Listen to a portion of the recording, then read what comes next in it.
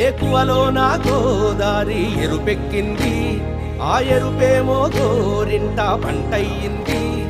ఏకువలో నా గోదారి ఎరుపెక్కింది, ఆ ఎరుపేమో గోరింట పంటయ్యింది. పండిన చేతికెన్నో సిగ్గులొచ్చి ఆహా సిగ్గంత చీరగట్టింది. చీరలో చందమామ ఎవరమ్మ, ఆ గుమ్మ సీతమ్మ.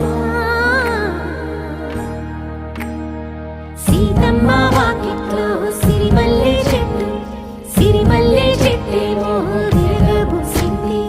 కొమ్మ కదలకుండా